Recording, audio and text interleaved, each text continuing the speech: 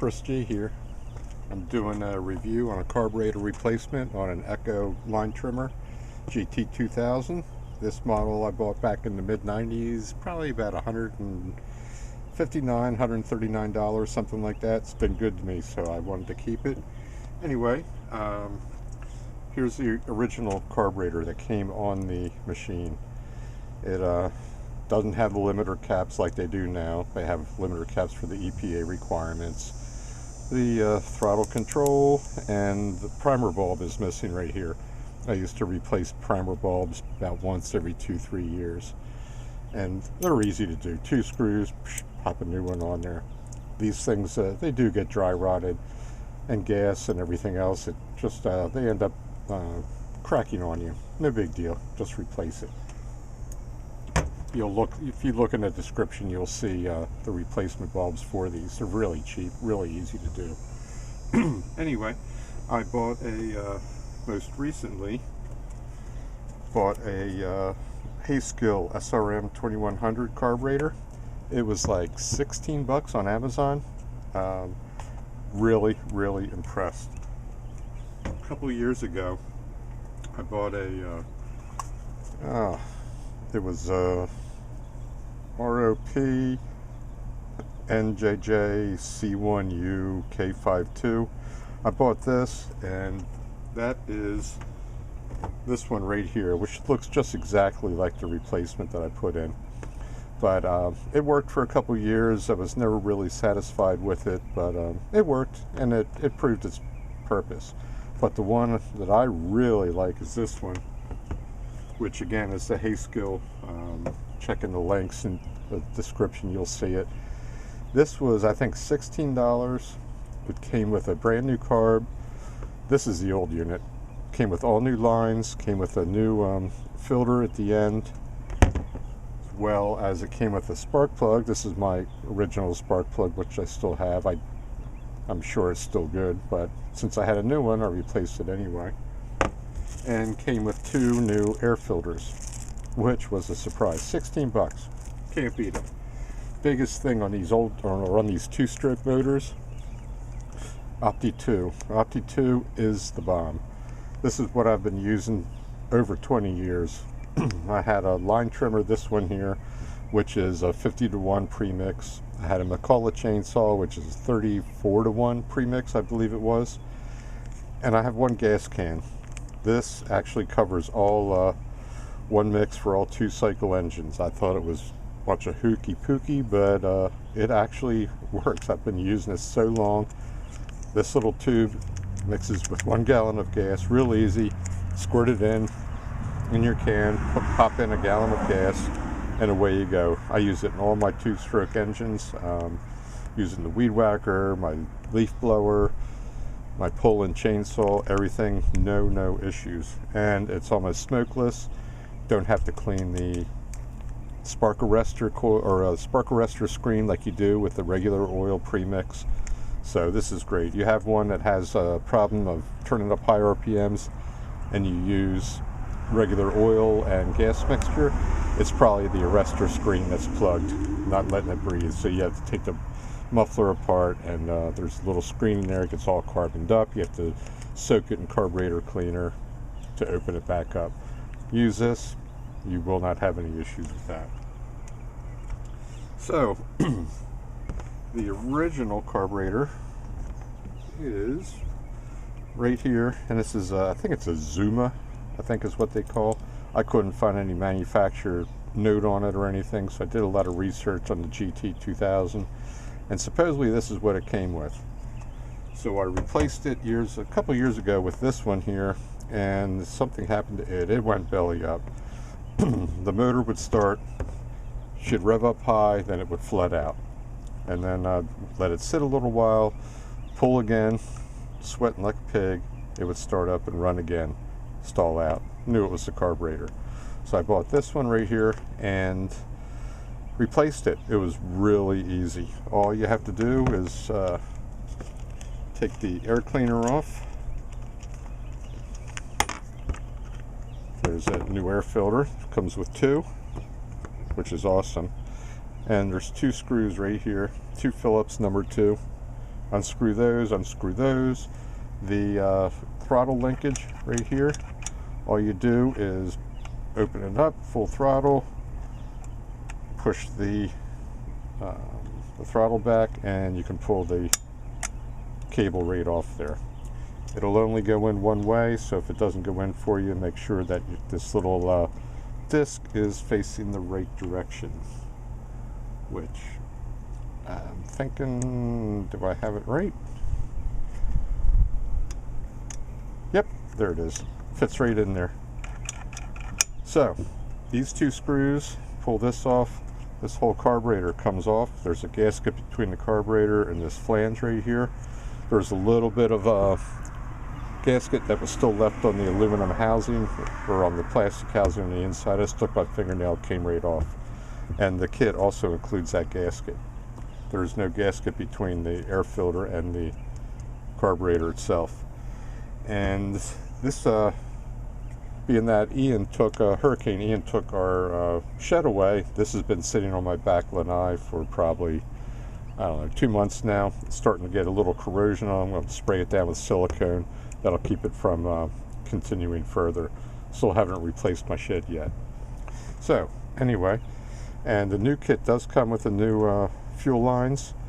This piece right here, you'll see a lot of the reviews that it was too big. Well, mine was not too big down here. I was, the carb was off, I put the lines back in, and to do so, I would start it on one side, on the far side, and then I would take this little pocket screwdriver, without sticking it through my finger, of course, and pushing in while I was pushing down on the grommet. You know, taking my time. Probably took maybe 3-4 minutes or so. Finally, it went all the way down in. I don't know if the reviewers are actually doing it this way or not. Some of them are saying that they cut it down with a razor blade. I did not have to. And then slip it in. There's the filter on here. Make sure it goes all the way over to the other side of the tank. And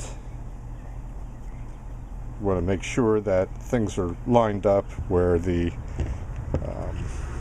air bleed is right there, which fits up in the housing. Just make sure your lines are straight this way, okay? And once that is in there and the lines are hanging out, go ahead and put the carb on, tighten the screws, number 2 Phillips, put your throttle linkage back on,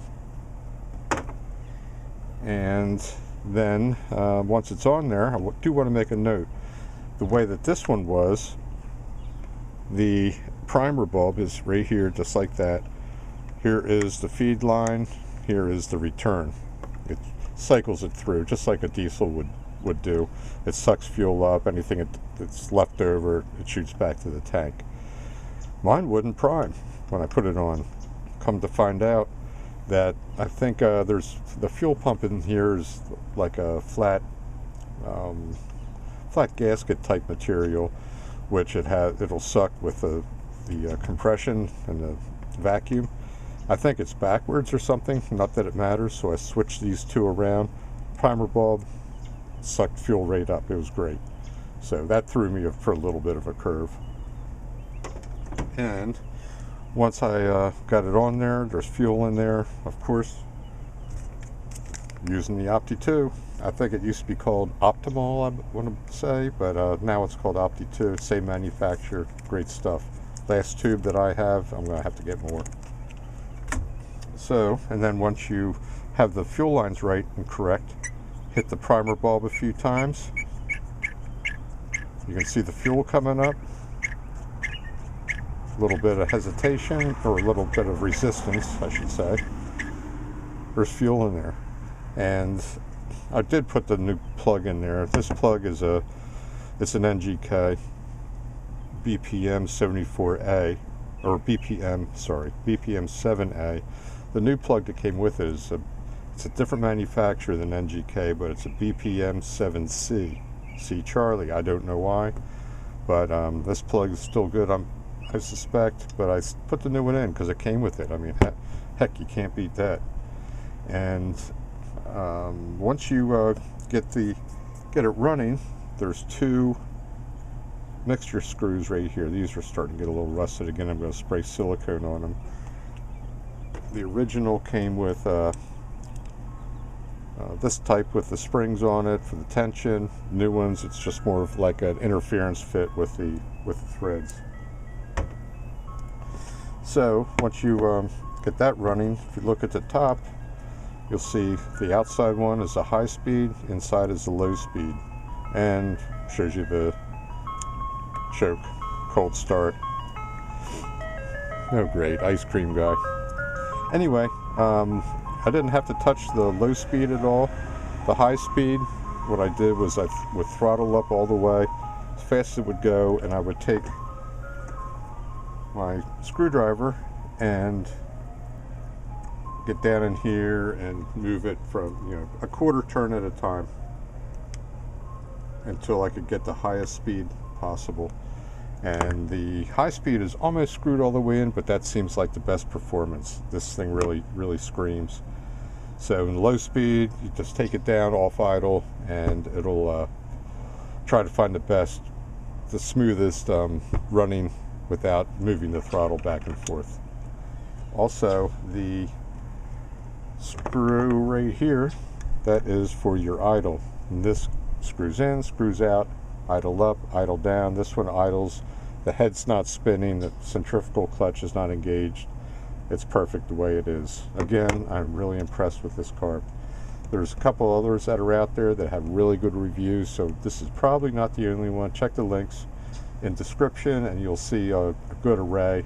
And if you read it, you'll see that they sell over 100 of these things a month. I mean, obviously this is an issue. So, what I'm going to do is, this unit has not run probably in 3 weeks. Been sitting out in the hot Florida weather. Again, on my back porch, because I don't have a shed anymore. Thank you, Ian. And start it up, show you how it runs. Again, very impressed with this carb. Stand by. All right, this has been sitting for a couple weeks now out in the hot Florida humid weather. I have good primer ball action here. Switch on, and I'm going to try to start it without the choke, because one, it's 90-some degrees out here. May not need to choke. We'll see how it goes. And when I do start, I use my left hand, give about half throttle, and pull a couple times. Let's go full choke. Okay, started to spit a little bit. Back to cold start, or I mean warm start.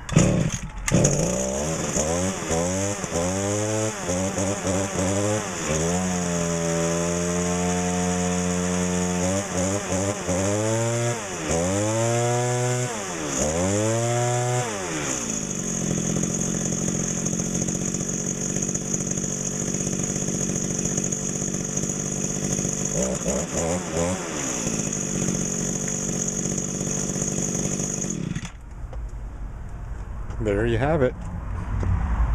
Very impressed with this carb. It's been, I've had it on there maybe 2 months. Again, it's been sitting outside for 3 weeks or so.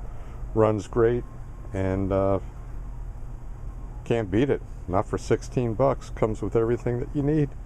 So, see if it's worth it for you guys to replace it. I knew that it wasn't another issue on the unit, because if I sprayed, if it was out of gas and I sprayed stuff in the carb, I could get it and keep it running. So I know it had good spark.